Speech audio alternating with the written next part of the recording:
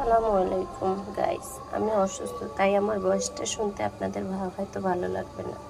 আজকে আমি পোলাও রান্না করব, তাই এখানে আমি এটার মাপে 2 পট চাল নিয়েছি। আর এখানে রাখছি পেঁয়াজ কুচি, তেজপাতা, মরিচ এবং এলাচ আর 2টা দারচিনি আর ঘি। যেহেতু আমি পোলাওটা ঘিতে রান্না করব, আর লবণ। আমি কীভাবে পোলাওটা রান্না করব সেটা আপনাদের সাথে আজকে শেয়ার করব। দেখুন গাইস, আপনাদেরকে বলেছি আমি পোলাওটা কীভাবে রান্না করি আপনাদের সাথে শেয়ার করব। এখানে আমি পেঁয়াজ বেরেস্তা করছি, 2 পট চাল নিয়েছি। ঘি দিয়ে আমি এখানে দারচিনি, এলাচ, তেজপাতা, 2টা শুকনো মরিচ দিয়েছি। এগুলো একটু ভাজা হলে আমি চালটা ঢেলে দিই।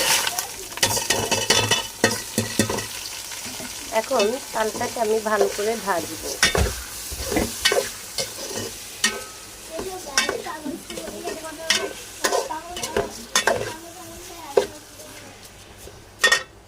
চালটা আমি ততক্ষণে ভাজবো যতক্ষণ চালটার থেকে পানিটা না শুকাবে।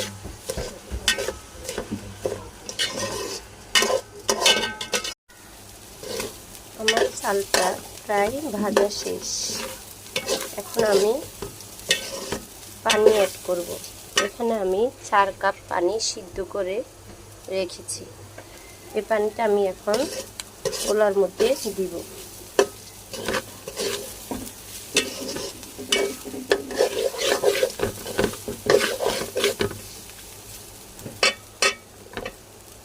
দেখেন আমি পুরোটি পানি পোলাওতে দিয়ে দিচ্ছি।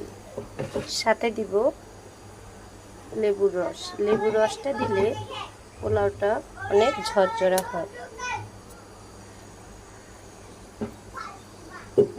আর দিব গুঁড়ো দুধ।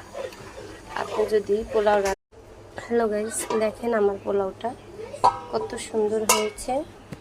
এখন আমি পেঁয়াজ বেরেস্তা দিব।